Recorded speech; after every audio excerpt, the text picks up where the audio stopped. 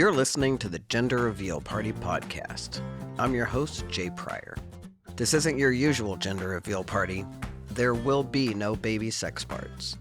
This is the real reveal, where we reveal gender through stories of brave humans willing to share their lived experience.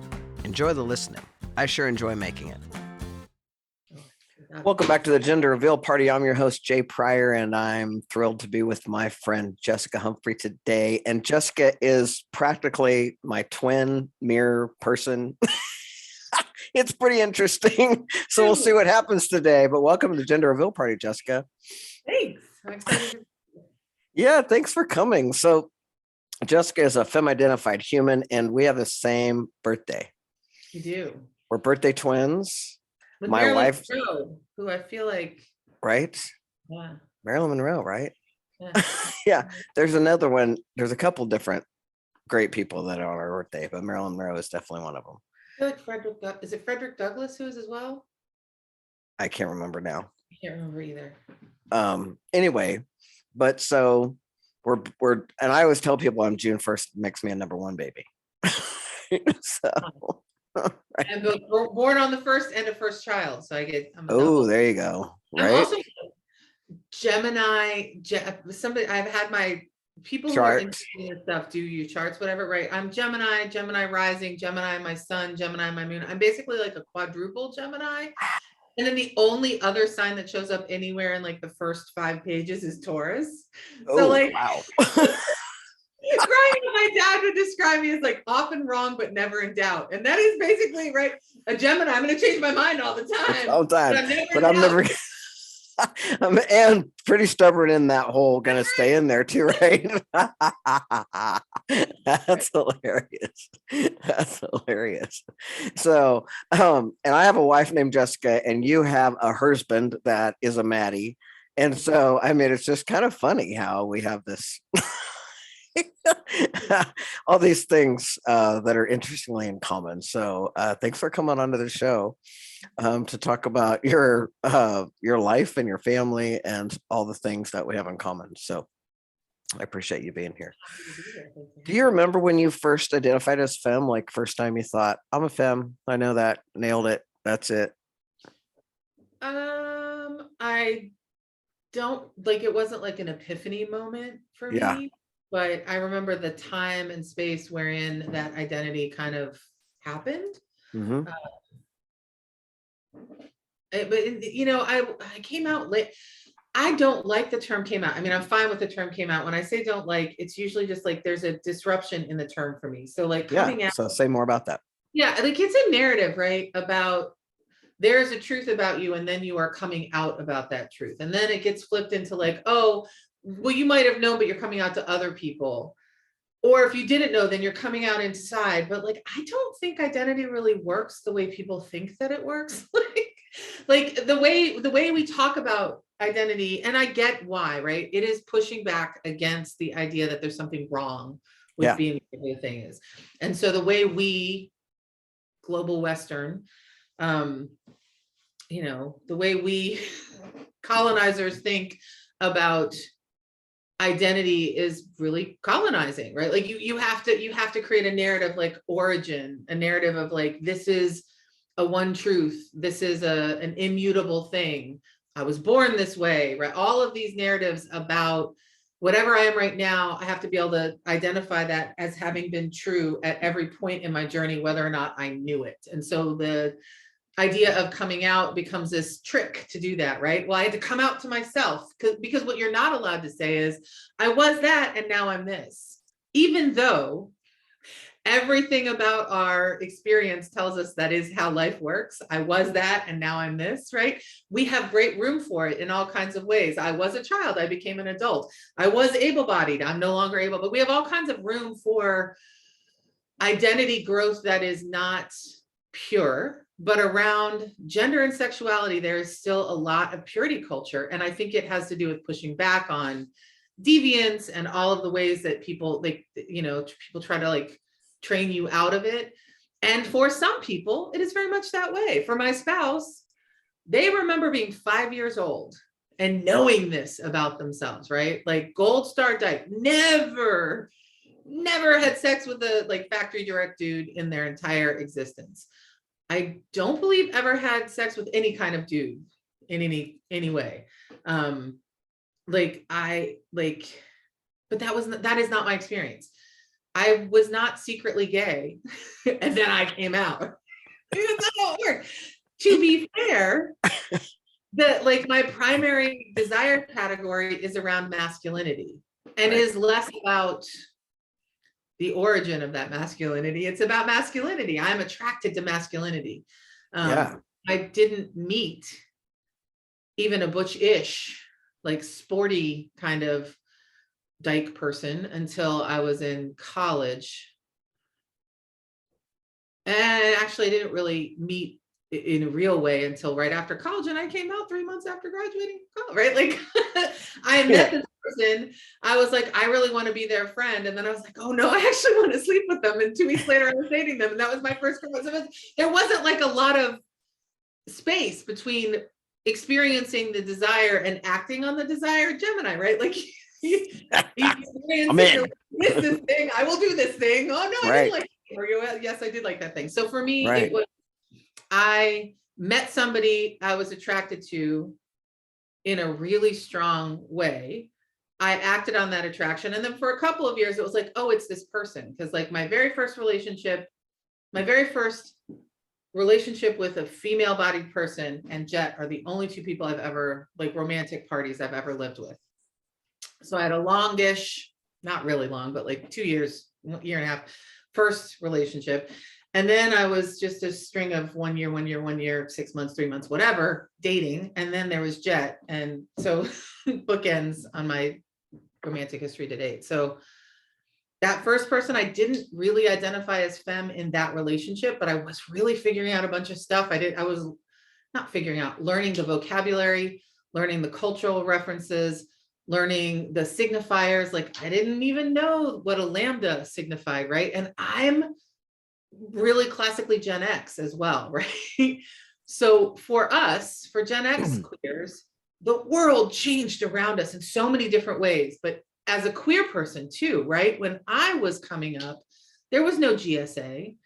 You didn't talk about people being gay ever. And you had to go to bed before the TV shows that had like a gay character on it came on. And in my instance, I didn't even really watch TV because I grew up in a family where my parents didn't really let us watch a ton of TV. There was nothing. I mean, I knew gay people because my parents had gay people in their life, but it was also not a topic. Right. So like all of that shifted so much. Like I think about coming out now and like, I don't know that my kid's ever going to have to come out. Right. Yeah. Well, and that's, I have a kid that identifies as non-binary and as pan. And part of it is like, just what, don't even ask, like, why do I have to ask? Don't ask me about like, who cares? You know what I mean? Like, what's the deal? Yeah. That's basically where they are. It's just like, what's the deal? But one of the things that I'm proud to say is I think at least if some of our listeners have been listening for a while, they are starting to grasp, I hope, that this whole idea of being attracted to the masculinity and then there's a female bodied person, but it's the masculine to center, right, attraction that hopefully they're starting to grasp, because if they haven't figured out by now, femmes are some of my favorite people. You also like to sleep with them. That's I do. And have always had this undying certain type of energy and affection for them that I could not and still cannot explain 100%. Like what that I think, as a coach, I teach that we live in a vibratory world and that we, vibrate, like we want to be in alignment, right? Yeah. There's an alignment, there's a vibration between butch femme for me that is like undescribable, that I've had since I was 7. So the first time I ever caught eyes with a femme in my world that was just like, oh, and just like you said, I wanted to be her best friend. Yeah. That was the first feeling I had. I was like, I want to be your best friend, right? Yeah. I mean, this is Jet's narrative, right? Whereas never wanted to sleep. I never wanted to have sex with my best friends ever. Like that was, which is Well, and why. that thought never occurred to me either. Until I didn't even think sexually until, and part of that was my own, like I was really raised devoutly Catholic and, the whole abstinence thing. And I was also, I was born in 66. So I'm right on I'm actually technically a Gen Xer, but the boomers cut off at 64. So, plus I was raised in a tiny town in Kansas, which is like still way behind, like I think I would say 10 years behind at least in a lot of things. So Yeah, right. part of it was how I was raised that I just I didn't even consider having sex with women until, like, I mean, it wasn't until I was like 19, 18, 19, I started being really like in that world. And then I've always was just that I was one of those, as soon as I came out at 18 and met femmes, I was so awkward. I didn't know what to do. That was that whole world of just I'd turn bright red and hardly be able to speak half the time when I was young as a baby butch when I first came out. Yeah, it's an interesting world in that whole that dynamic, right? Well, and so for me, the dynamic, like the butch femme dynamic, is one part of me. I, I've slept. I feel like this is, You don't have to go there. I've had sex with just about every configuration of physical body that you can have sex with. Like I'm not, I don't identify as pansexual because I just think that is like, it's just not an identity category that works for me because I have not built a relationship with anybody who was not assigned female at birth since the very first time I had a relationship with somebody who was assigned female at birth. Same. That is like one aspect, right? So for me, identity is as much about choice and choices that you make as it is about innateness. And it goes back to that idea, right? I wasn't secretly gay and then came out. Right. I wasn't. Always been gay. Right? Like Jet has always been attracted to from day one and from day one attracted to femmes. And for me, it's whatever, because butches don't exist in that way. If you're in a world where queer doesn't exist, where gay doesn't even exist, butch definitely doesn't exist. And if it did, people would have named me that because I was a jock, I was a competitive athlete. Right. I didn't get asked to any dance, prom, and I'm not 6 feet tall, like from the time I was 14, right? Like none of that happened for me until I became queer. Right. And I didn't wear makeup in high school. I didn't dress up. I came out as a lesbian and then came into femme, if that makes sense. Yeah. And yeah.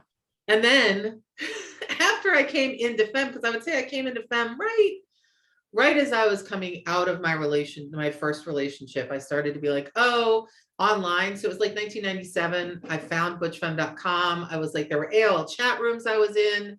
There were all these kinds of things that I was figuring out just in conversation. Because at this point, I'm in southeastern Ohio, Athens, Ohio, tiny, tiny town, right? And there's a really active social justice organization, Swarm of Dykes, that is really fighting against like those traveling preachers that are showing up. And those preachers carry a lot more weight in small town, right? It's a different experience to be in the middle of the green and whatever. So yeah, I came into femme, and for a couple of years I was pretty high femme, like dressed, wore makeup, the whole thing. And then I started performing, and the more I got to perform, and all these things just lined up for me. I'm performing, I'm reading Judith Butler, like as one, aspect of it, and falling in love with Foucault, and also like just obsessed with Octavia Butler, all at the same time. So all of this stuff is like swirling in my brain. And as I start performing, I realize, oh, like the more I get to perform this and be seen this way, the less I have to do it in my daily life. So it's like, as my performance kicked up, my performance of femme gender in my daily life really kicked down. And now I'm at the point where like, I wear lip balm. Like I wear a tinted lip balm or lipstick every day. And that's really it. The rest of it, I just don't even. Yeah, well, and there's that whole world too of performing gender versus being gender, that and gender identity versus gender expression and all that. I found for myself that once it was interesting because I remember one time being at at a Butch Femme event, and I can't remember what was going on, but I just remember very distinctly Jet saying, "Oh, that's right, Jay, you identify as a genderqueer," because once I went on testosterone, nobody could see me as anything but male. Like there wasn't anything else, right? And for me, that was always a really sadness because I've always been like, "No, I'm a butch," and they're like, "But no, you have a beard, you have a, you know, like that whole." And I'm like, "No, wait, I'm a butch."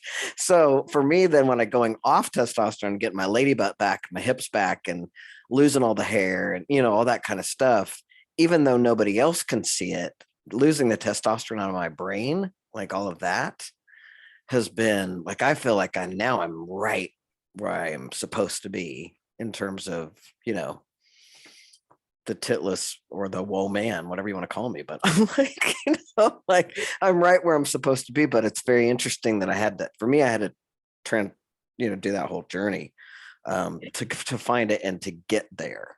And you know, so it's all, and once I did that full on masculine thing, what I found for myself was I also had a lot more freedom to express myself in a feminine way, that like I can wear nail polish now, and I can actually put on a skirt once in a while that feels good, and it doesn't, like I would never do that as a young boy or a butch or whatever. But now that I've gone over to the man side, I actually have more freedom with that. Does that make that? I don't know if that makes any sense, but I do. It makes total sense. Like I think, you know, this idea that and this is just a driving narrative for me, so I probably am trying to shoehorn something and then it doesn't fit. But for me, the idea that identity is immutable is one of the more damaging things that we do to ourselves and to each other.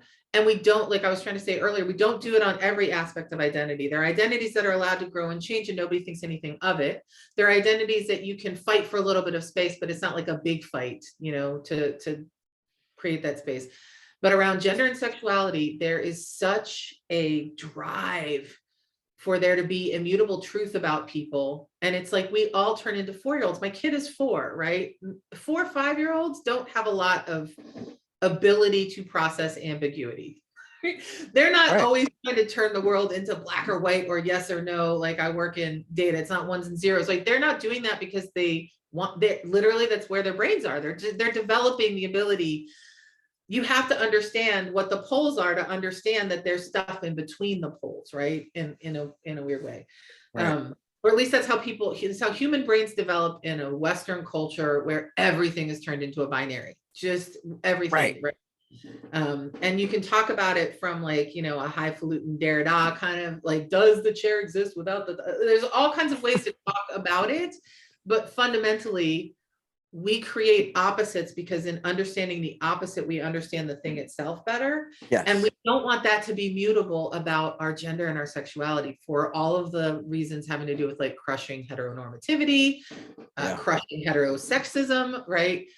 Race, man, we do not want there to be ambiguity around that because what does it say if whiteness isn't real, right? Right. People are comfortable all day long telling folks of color, well, you know, race is a made up construct. But the minute you say, right, that means whiteness is made up. And all of these things that you associate with whiteness are made up. They are meant to create a hierarchy and it is meant to keep whiteness at the top. Yeah. People get really uncomfortable. So like, yeah, I mean, sure. I wasn't queer until I was queer. I wasn't femme until I was femme. It's not something I discovered about myself. It is something that I became in my journey. No, and I get that. Say that. And I love that. There's this book I'm trying to read right now. There are a couple parts that I'm struggling with, but it's by Grace Lavery, who's really an interesting figure and who takes on these assholes on Twitter all the time. She is fearless. She just goes out there. I don't know if you've seen her at all, but she's a professor. I'm following her now. Yeah, she's really fascinating. So she's married to Daniel Lavery, who used to be Daniel Ortberg, who came out of a very fundamental Christianist way. So they're both trans and they are both very public figures and they are both writers. And so there's really this cool thing that happens. I don't know either one of them. I know people who know them, right? Like the queer world is so small, that's still a true thing. Yeah, right. Let's get connected. We'll get them on the show. That'd be great. Yeah, I mean, so she wrote this book called Please Miss, and this is my favorite subtitle, A Heartbreaking Work of Staggering Penis. Because I really enjoyed A Heartbreaking Work of Staggering Genius. I love everything that. She does a lot of stuff that is really experimental in her prose. It's some of it's really lovely, some of it's hard and troublesome in a good way. What I really am enjoying about her book is that she talks about not wanting to transition, because then it's a trope, it's a cliche, right? And she is a professor of literature. She does not want to be a cliche. And then experiencing what happens as she transitions, and it's real, right? Like testosterone is a real thing. So when you say like gender is constructed, you're not saying that people don't experience testosterone as a real thing, right? It's no. And teasing that apart is like a bridge too far for a lot of folks. Well, and one of the things that I feel blessed about, and I love that you're giving me this framework, right? Which is another reason it's so funny to me. Like, you're like, I don't know what you want to talk to me about. This is what I want to talk to you about. Because I appreciate so much this framework, right? Because I could say that I was a woman. Because like in my show, I talk about this. I was a little girl. I was a tomboy. Then I was a girl. Then I was a butch. Then I was a lesbian, right? And I was a lesbian separatist, right? Lesbian separatist feminist, right? Along with being a butch and that whole world. And I would assert that I tipped over into being a man.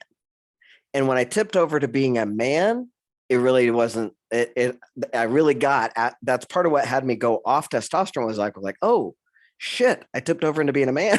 Like I didn't want to do that. Yeah. And I'm not comfortable there. Yeah. Right.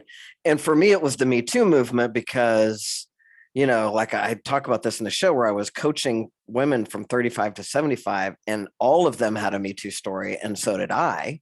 Right. And I had my own Me Too story. And it reminded me of how much of a lesbian, separatist, feminist I've always been, and that somehow the brain soaked in testosterone over 18 years and the entitlement that I got handed me over that time, I still can't find the words to say that it's like I started to be that, right? Or I started to feel like that was becoming me that I never wanted to be. And even though the rest of the world could perceive me that way still, going off the testosterone, getting my lady butt back, like getting that out of my system, for me, has me back in my butch lesbian skin. And I'm, like I just feel more like myself, but it's like I could actually say, yes, I was woman, then I was man. I went, nope, don't want to be man. Right. And because I got rid of my breasts and have a beard, it really puts me in that non-binary category anyway. But that's always where genderqueer is always where I felt.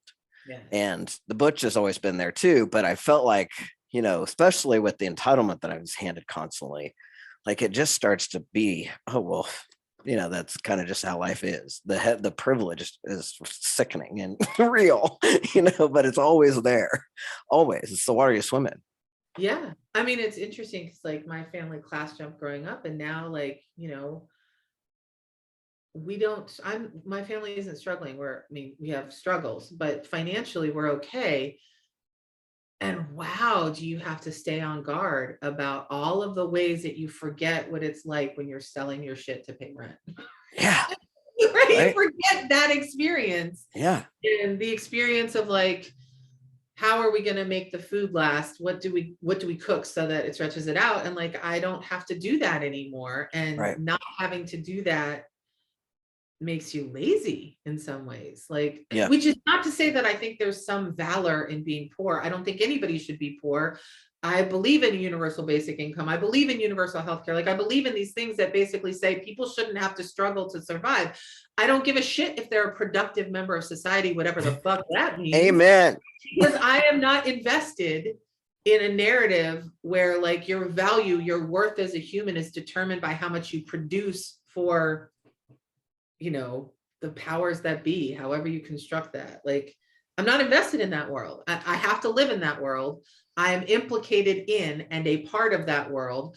Amen. I am both Yeah. oppressed and oppressor in that world. I understand all of that, but I work very hard to not be invested in it. And that, like, I think working really hard to have a world, yeah, because a lot of this gender critical stuff, I don't even understand a lot of it, but like, there's a whole panic around trans folks, as you can see everywhere. Texas, it's just horrifying. Like, oh, it's horrifying. Yeah, it's horrifying. And the new thing is to not say the word trans, right? And to make sure that we don't speak to the transness, right? To just completely eliminate us as beings. So that definitely makes it go away. That's been successful. Right. Yeah. It's been, yeah. And then in Florida, it's Don't Say Gay bill, where it's like you cannot talk about anything LGBTQ in K through 12 schools, because of course that doesn't exist anyway, right? Yeah. There's none of those in there. So it's pretty interesting stuff. Really healthy, well-developed psyches that came out of those kinds of repressive situations. It's really, Right. really good for people. Yeah, good for people. It's just, we keep doing stuff that's bad for people. It's always fear-based, right? Like, and in my best moments, I can have empathy for and feel bad for people, but also I am not my best self. I'm not yet the person I want to be, like 90% of the time. And these fuckers, like, why must they inflict so much pain on other people? Yeah. And like J.K. Rowling, like, what the fuck, lady?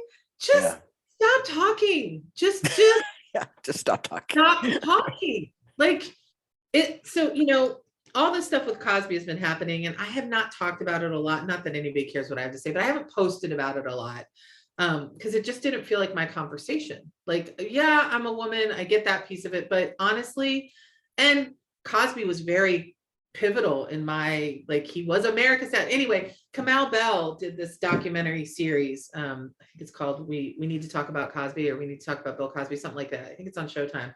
It is so freaking good. And the thing about it that makes it the best for me is it without beating you over the head. What that series does is say, like, look, this story needs to be talked about, but there are particular people that need to talk about it, who should get the space to talk about it. And the rest of y'all need to shut the fuck up. And I was like, yes, that's right. Yes, this is why I have to, right? Like, yeah. But that speaking from that it is not oppressive to understand that your voice is not always needed. I'm not self-centered. Thank you. Thank you for saying that. Thank you for saying that, because I really feel like I always, I'm like, it's not my lane. Like, this is my lane. Yeah. And I'm even doing this wrong. If you ask young activists, right? I don't give a fuck what they think. I don't care. I was born a girl. I don't care what anybody says. Like, I can say what I want. I've been doing this for 35 years. This is my lane. And I get really freaked out about this world where it's like, where anybody who has a voice in the world is supposed to be speaking up and talking about all of the things, when it's like, that's not mine to talk to. I want to be able to create spaces for conversations that I can, right? And then if I can do anything to support and create spaces for other people, that's awesome. But I don't think it's all of our jobs to be talking about all the things all the time. Not every conversation belongs to me. And no. I feel like this is one of the ways that Twitter is actually really useful, because it is a place where you can go and listen without having to talk. I don't comment on Twitter. Right. I don't. And that's intentional, because I don't want that to be a space that I'm not promoting. I don't mean to sound not whatever. Yeah. I'm reading communities that I'm not a part of. I don't need to read about middle-aged, fat, white, lesbian ladies, because I am that. I'm cool. I follow a couple of accounts online in that way, but mostly I'm following people that are radically different from me. And I have made concerted effort to make sure that I'm following more folks of color, and specifically Black folks and Indigenous folks, than white folks, because I want to curate a space that is a learning space for me. And Twitter's brutal and ugly and not real in a lot of ways. And it is also a space where tremendous learning can happen. So there's a tie back here, right? So Grace Lavery occupies this space on Twitter where she is constantly pushing for better thinking and more complex thinking about gender and about sex and about what is possible, while maintaining that transition is real, and that she something about herself became livable. Something about her body, something about how she inhabited that body only became livable for her when she transitioned, and that is not bad. It just is, right? And like, Right. I mean, you could say, well, what would you do if you lived before hormones were available? Yeah, that's right. You lived before hormones available, but there were all kinds of things that were different about that world and how you navigated it. And, like you write The Well of Loneliness, or you're Gertrude Stein, or what, like there are lots of different ways to occupy that space. And I am not saying that Gertrude Stein was a trans man, because that was not a possible identity when Gertrude Stein was Gertrude Stein. Like, as possible identities open up, more people occupy more identities, and that is brilliant and beautiful if you have an understanding that some people know from they were 5 years old, Jet knew. And some people are me, and at 21 you're this, and at 24 you're this, and at 27 you're that, and that neither is more or less valid. Right. And yeah. like, and I continue to tell people that I reserve the right to change my mind any damn time I want. Who knows how I'm going to evolve? I hope I keep growing and changing. I mean, for God's sake, right? I feel like I just keep evolving into a better, cooler version of, me on this planet, especially in terms of my most authentic, how I feel and how I can express myself. Yeah. Going off testosterone, that show like got birthed out of me. Like I couldn't not do it, because it was just so, well, first of all, being someone who's perceived male with a vulva and as out as I am is hilarious. It just is. So I want to backtrack for a second because it's important that, in particular, because you were talking about creating spaces for Black and Indigenous people of color. And our sponsor is fireandbliss.com. And, one of the things that's important about them, and this will be important to you, is that they're on a mission to support artists. And they have a shared passion for the LGBTQ liberation and social justice. So this is more than just featuring Black artists during February or LGBTQ plus artists during Pride Month. Every single art print on fireandbliss.com has been created by a diverse, independent artist who maintains full control over their art and their profit. So if you go to fireandbliss.com/reveal, you'll see the, I created a little art. Like we created a space. I did. I did. And then if you use the coupon reveal when you buy art, you get 20% off your first purchase. So we love Fire and Bliss. We love what they're up to. We love supporting queer and Black and Indigenous people of color that are artists and maintaining creative control over their art and their work. So go to fireandbliss.com to get your art, and love them up too as our sponsor, and tell everybody you know. So it's good stuff. Yeah. So one of the things you and I have in common is we have this family now that and everybody asks me the question all the time, like, how did you tell your kid about your spouse being trans or non-binary, and how did that right? And yours is at 4 now. Yeah. Which the way mine are 12, and ours one came out as a trans queer kid at 10. The other is has a pretty intense developmental disability. So he is in that world where I am dad. And when it came out, or, went off testosterone and wanted to be called Maddie, my oldest was like, yes, that's who you are, and my youngest is like, nope. Wow. Was nope. Like, no, you can't do this. No, you're dad. Like, that's it. And he forgets all the time that we don't have the same equipment, right? So we'll be out. He's one of those that doesn't matter. Like, in his world, I'm dad and I'm a he pretty much. And so we'll go into bathrooms and I'll be like waiting for the stall and be like, where are you waiting? And I'm like, I don't have a penis, remember? He's like, oh yeah, I keep forgetting, like that kind of thing. But so the way I did it was just like made sure that I told him stories about and I used to say, and this is another reason where we're going back to your whole point of what I was and this is what I am now. Yeah. At the time when they were babies, I was on testosterone, and from the time when they were tiny, as young as we got them, I would tell them stories about when I was a little girl. And then finally, the time Ren was like 3, they were like, hey, 3.5, they were like, wait a minute, you were a little girl. And I was like, yeah. And the way I put it to them was I made a choice. Like I could have stayed a girl, and I made a choice to go on testosterone because that back then, and anyway, and at the time how I was identifying was as trans man. And so it's like I made a choice, and but I always made sure to tell them when I was a little girl. And so, I gave Ren my doll from when I was a little girl, that kind of stuff. So it was just always a conversation. How did you all handle that with your child? I mean, I think we're still in the thick of it, right? Like, because he is only 4.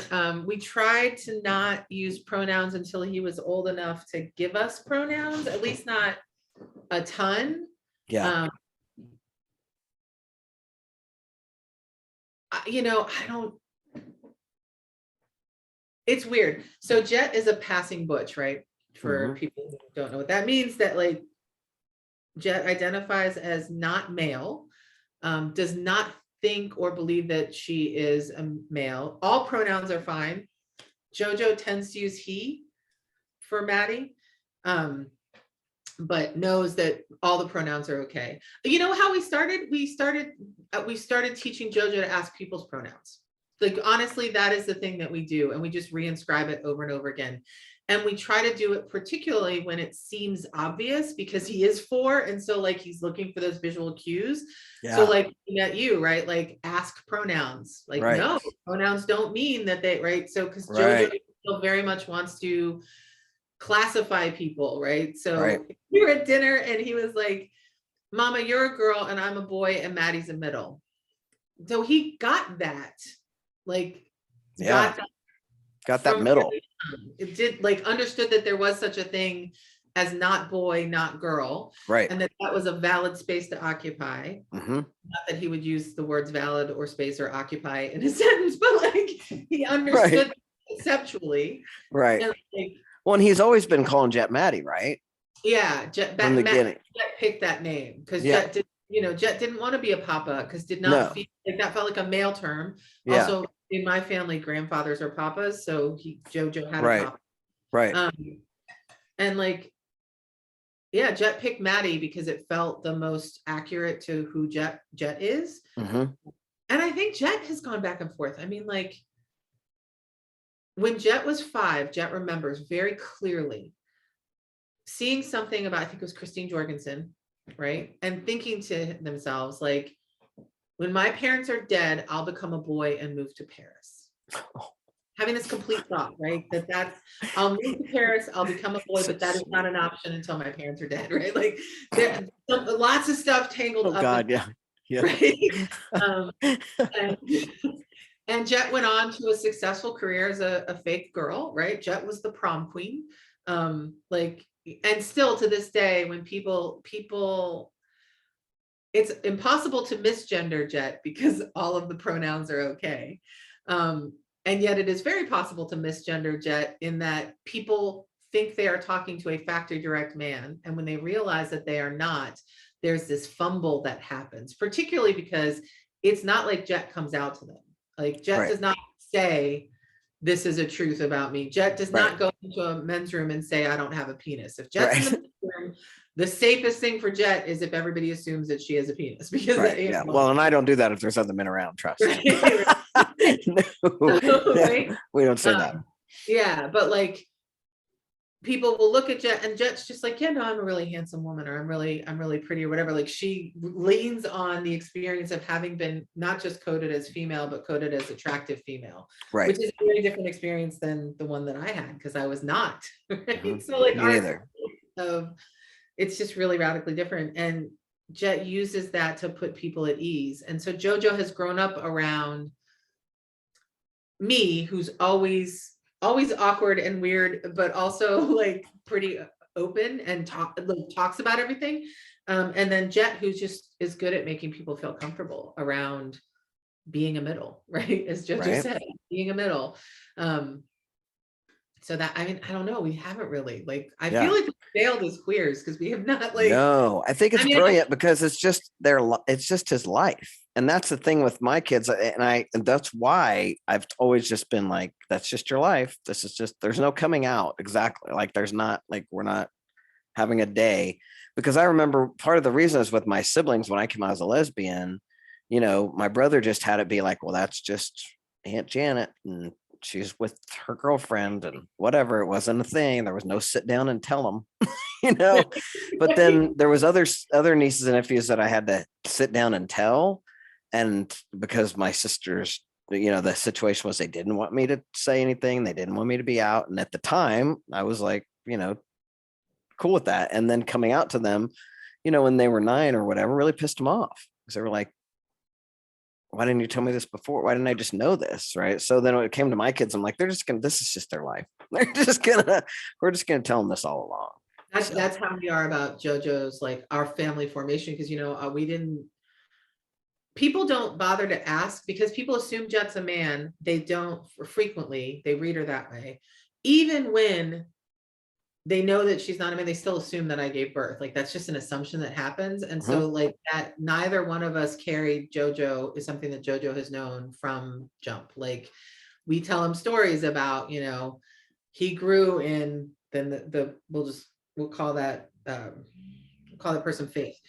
You grew in Faith's belly and Faith gave birth to you. And I was there to catch you, because that's the truth, right? Like JoJo it was a surrogacy, it was a known surrogacy. So somebody, both JoJo's biological material came from people that we know, who were very clear that he was not their child, that they had finished having, and JoJo has always known that. Like he talked about, and then you caught me, mama, right? Yeah. Right. Yeah. Because it was home birth. So I literally like caught him. And like he's known that from the beginning. And it's just not weird to him, because that's just who he is. I'm the one who's weird, but we were at a thing for school because it is important to me that it be normalized. And yet the way that gets like brought into the world around other people is always awkward, because I am just fundamentally awkward. Like if I have an identity that has transcended every phase of my life, awkward. I identify as awkward. So we're at this thing with like JoJo's. Well, we're just blunt.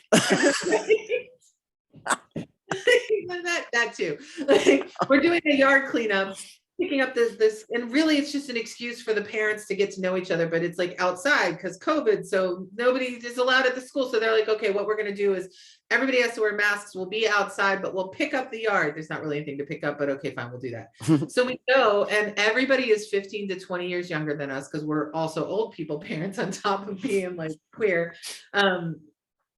And we're there, and it's awkward. And like, you know, Jet has had some mental health challenges. Those health challenges have been, I'm going to say mental health now, because it's important in that the way it affects, but that's just health challenges, right? They are just health challenges, which has reduced her ability to be around people. It has made the friction point more intense for her. And I always relied on her. I was completely like, I don't have to worry about interacting with people because Jet's going to do that. Right. And the parent, who I would say was a dad, was like, oh, your kid's really tall. And JoJo is off the charts tall. JoJo is the size of a 7-year-old, and he's 4. Like he was wearing 7-year-old clothing. He's 4. He's always been very big. And we're like, yeah, he's, you know, he's real tall and whatever. And the guy goes, good genes. And I was like, well, they're not ours.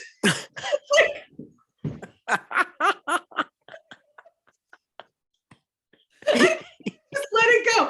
I couldn't just be like a regular person who's like, this person said something and it's not right now, because this right here. You know, I could so relate to that, because that's me about how whenever, and I still am that way, coming out as trans to people, because I just want to not be known as a guy. You know, I never want to be known as a man. So people know me for 5 minutes. I'm like, oh, well, I used to be a woman. So that's the why. And both of them, they're like, what? At least that's about you. Right? That's true. It's not about him. because I don't want it to be weird for him ever, right? Like, Sure. at some point I will get to stop worrying about it, but right now Yeah, it is my I job get it. to try to curate an experience where nobody tells JoJo that their story is bad or wrong, because Right. there are going to be people that do that later on. Oh, sure. Yeah. JoJo may go through all kinds of stuff. Like, there's no way to know Yeah. how he's going to feel about how we built our family. Like, that was a thing we had to accept when we accepted the offer from our friends to be surrogates. Like, we had to wrestle that down to a point of comfort before we could even say yes to that, because the reality is 20 years from now, I don't know what narrative JoJo's going to have about that decision. Right. And quite frankly, I don't get to say anything about it, because Right. it's not mine to say anything Right. about it. Again, that like, what space is yours and what space isn't. So like, from that place of really wanting JoJo to have a solid, loving place from which to decide all of these really complicated things and have whatever feelings he's going to have, I don't want that fucking dude to imply that genetics means something in this, like, well, first of all, that there are good genes and bad genes, fuck you. Right. And then Right. second of all, that like being tall is good, because of course he's saying that because this child is a tall, white appearing child, right? So, and male, tall, white male, good genes. Mm-hmm. Fuck you, dude. And of course, he's not walking around thinking, oh, I just said this white supremacist thing, because that's not what happened. But that's like, that's how I'm responding to it, because of all this other stuff. And Jet's not even there to rein me in. Right? That was always the agreement. Jet would be the one to step in with the funny joke, and instead Jet just grabbed my hands and we both backed away very slowly. Literally, it was like Homer disappearing in the bushes. Back away from the sandbox. And then Jet looked at me and was like, I can't believe you just said that. I was like, me either. Meanwhile, JoJo's just running around. He's not paying. So how do we do this? Awkwardly is the answer. I don't know what we do. We just kind of like, shit happens. We say what we say, and then we talk about it. Oh shit! Yeah. Well, and isn't it for interesting for me, because it was really, started to get itchy for me a lot having kids, because that's when people also really started making all the assumptions about me as a man, which really is irritating. So it's like that whole world that somehow I'm not lifting a finger and she's doing all the work, and and we have a very non-binary relationship, right? I mean, if anything, I'm the one that's cooking, right? So it's so interesting, but that how people automatically just like, because they view me as male, automatically put me in this category of, first of all, dumb guy that can't manage myself around children. And then in the show, I talk a lot about how the fact that I'm classically trained female. I mean, I can feed 10 people in any day with a casserole made of Campbell's cream mushroom soup. Like, I got that down. I can make something out of it. Yeah. Right, I can do this. But so, that whole world of like having kids really throws you into that binary world and into that world of having to interact. Like, I mean, I'm not trying to be mean, but there's a whole different world of, and for me, energetic level of having to interact with cisgender, binary, heteronormative families than queer families. Like, it's just different, right? There's a different level of energy, and having kids thrusts you into that world in a whole other way. Don't you find that? Yeah. It's where, like, you talk about your separatist roots. I have experience with separatist spaces. Michigan Women's Music Festival was always problematic for me, and yet there was something really amazing in being in that space. Both things at the same time, right? And I am glad that I went the 2 times that I went. I'm also glad that I stopped going. Like, I made choices each time that, like, they are the choices I made, but separatist space exists for a reason. And it's like, listen, I believe that there are spaces I don't belong in as a white person, like that those spaces are not mine. And right. That doesn't diminish me to acknowledge that there are rooms that need to exist because we live in a white supremacist capitalist patriarchy, right? Like, yes. It doesn't matter how radical you are, it doesn't matter what your belief systems are, your personal belief systems cannot overcome the lived experience of navigating the world as it is. And so it's not it is not, I sometimes feel sad to not get to participate in those conversations, but that is not a reason for me to participate in those conversations, right? Like, right. That's not like, because there are plenty of spaces where I can observe, like Twitter. I can choose to be on Twitter and observe and learn and listen. And, you know, and it's not a violation because it's Twitter. You're saying it publicly, like, right? Mm-hmm. I'm exhausted by dealing with straight people. It is one of the things that like the pandemic has been such a joy bringer for, in that like, yeah, I still have to interact with people, but there's so much stuff that you don't have to deal with when you are not in an office with people. Like, yeah. And I'm fat and like, and not like, oh, she's not really fat, she's tall. Like I am, you know, morbidly obese on my chart, right? And like, I walk into doctors and have the experience of being seen in that physicality. I walk into an office and have the experience. So I interviewed for and got a job during the pandemic where nobody ever met me first. Oh. And like, there's a part of me that wonders, would I have gotten the job if they had met me? Like if they had had to deal with like 6 foot tall, 300-pound dyke, like, right? Because it's one thing to have like a Zoom interview where you're only seeing part of me, and I can, you know, do a presentation of myself where I don't have to worry, like you don't see the whole body. And so even as I said it, because I did say, I literally said the words 6 foot tall, 300 pounds dyke in my interview to be clear about who I was, but you didn't have to deal with the impact of being in the space with it and being like, oh, I'm 5'8" dude, and this woman is literally 4 inches taller than me. And look what she can touch me, right? Like it's yeah, it is exhausting. I don't know, energetic is not a I don't think about things in that term. That vocab isn't one that I'm super engaged with, but like the energy it takes to engage with straight people is not minimal. It is, yeah. And a lot of that has to do with the requirement to come out. And so you add on that, like my discomfort with the whole coming out as a practice. I'm not uncomfortable coming out. I'm uncomfortable claiming an identity as immutable. And nobody has like 20 minutes to sit down and listen to my unpublished, unwritten dissertation on identity and memory, and why, like, because that was actually the topic of my not completed dissertation, was identity and memory, and how we actually like rename our memories of who we were in order to make them align with the identity we understand ourselves to be in now. Like, I don't know. I think a 20-minute TED talk on that would be pretty interesting. So you never know. TED talks are 20 minutes.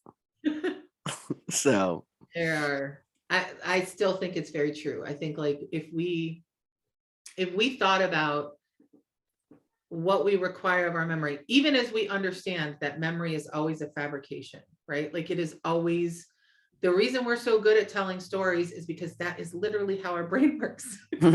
Right? Exactly. Perfect recall would be devastating in terms of what it would turn us into. Like we are not, and people get into car crashes, and like the thing, I mean, fuck the police, but also the thing police know is that like when you're interviewing people that were just in a traumatic event, you have to be really careful because trauma inscribes memory, right? So if people will remember something and be so certain about it, and you show them video that shows the exact opposite happens, that doesn't change the fact that this person has the experience of remembering it this way, and what they remembered informs who they are, not what actually happened. Right. Like we know this in terms of like brain theory and neuropsychology and all of the stuff we know about the brain. We know that who we become has to do with what we remember, which is not necessarily what was. When I was a little kid, I went to a school where people wrote out the report card. I remember finding my report card in like high school, and the report card saying about, I think I was in 1st or 2nd grade, Jessica likes the other kids more than they like her. I remember reading that about myself in high school and being heartbroken, like just being devastated. It could, because it confirmed everything I knew about myself, that I liked other people more than they liked me, that I was not wanted in a space, right? That like, Right. I knew that to be true about myself. And here was this report card from second grade validating that I was right. Right. You Just have evidence now. right. Just And that's what we do. We gather evidence for our story and whatever is true for us. And that may not even be the truth. I found that same report card like 20 years later, 15 years later, something like that. It didn't even say that. No, it didn't. I was going to say, did it actually say that? What did it say? No, it said something like Jessica really cares about the other kids in her class, and there was something else like, and she, whatever. And I've always been awkward. I'm sure it was some reference. I don't remember exactly what it said, but like the memory of finding it formed who I was for a decade. Yeah. Remembering that thing that never actually happened. Oh yeah. Like, oh yeah. And we do that to ourselves. We do that our whole lives. I mean, I have one where my sister died my sister went into, so I had a sister that died when I was 6. And she went into she would go to the hospital and she'd get sick and she'd come back. Well, last time she went to the hospital before she died was on June 3rd. You know, our birthdays are June 1st. So, and my last memory of her is on my birthday, June 1st, having my mom say, honey, you need to go lay down. And my sister say, it's Janet's birthday. I'm not going to go lay down. In my world, she died right after that. Right. So my birthday killed her. Right. I'm 6 years old. That's my memory, is she went to the hospital on my birthday and never came home. Like my birthday killed her. So I carried that with me my whole life. First of all, then when I was like, 19 or 20 years old or something, I mean, I can't remember how old I was, but I finally, had a conversation with somebody about it and discovered that she didn't go into the hospital until like June 3rd or something like that. It was 3 days after but it didn't happen on my birthday was the point. Right. But that's my memory of it. Right? As I was 6, that's how I remember of it. And it colored my life for the rest of my life. From a 6-year-old, like I'm responsible for the death of my sibling, right? Like that kind of heavy because of a memory. So I'm with you. Like it's, that's interesting stuff. I love that. I'm ready for your TED Talk now. So it would be about like, because there's misremembering stuff or thinking, or, a thing happens and you misremember. There's also what we do in terms of, we create our past selves by narrating our memories of who we were. And it comes to that, like, if I'm gay now, then I must have been gay then. And so we search our memory, our imperfect, constantly reforming, poorly formatted memories to find the thing that tells us, yes, that's true. And then, so we reform our past self via our memories to align with our current self.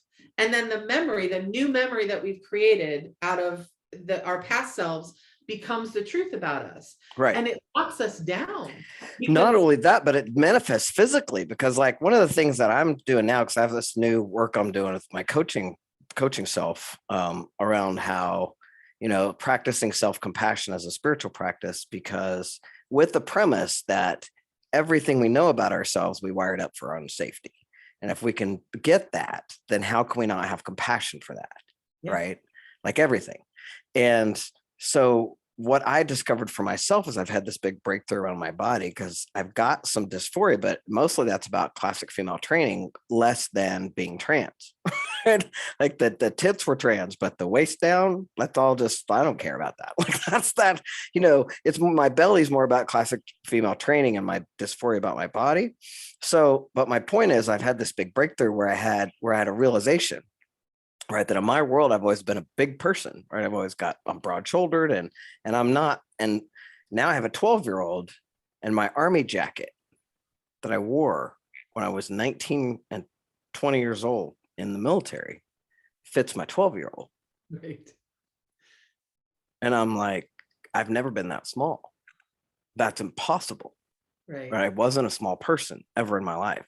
The reality is I was 4'11" going into my freshman year of high school. I was always a tiny, small person. I'm getting this now, right? But my memory is not of that because I've always been a fighter. I've always been like, I got to fight. I got to be tough. I'm a like I'm going to fight all the boys. Right. So I've never been small. Yeah. But it's all the things you're talking about. So anyway, we could talk about that forever. We've been talking for a while. I should get us back to our families, right? Gosh, thanks for coming on my show and talking about all the things and sharing your life with us. And it's just great to catch up with you, my friend. It's good to see you. Yeah. It really is. I love. I will, and give Jet my love. And I'm hoping to see you all this summer. And if nothing else, here. That's right. I forgot to mention our Patreon. We have a Patreon page for all the folks who are fans, and they get access to. I'm doing some comedy stuff in the background. I'm not letting anybody see it. I'll see, and some stuff that's fun. So I want to mention that, and folks want to support these conversations, go support us on our Patreon. And thanks again for being here, Jessica. You're awesome. Hey, thanks for having me. Hey, thanks for listening to the Gender Reveal Party podcast. I hope you loved it. And if you did, would you take a second and go do all the things like subscribe, rate, review, tell all your friends. Apparently, if you do that, the podcast platforms are more likely to share it. And if you think these stories are important, please take 3 minutes to just go do that. I'd really appreciate it. Also, I'd love to connect with you on social. On Instagram and Facebook, I'm at the Gender Reveal Party, and on Twitter, I'm at Pryor J. It's a real joy and privilege to bring you this podcast. Come back soon. Love you, bye.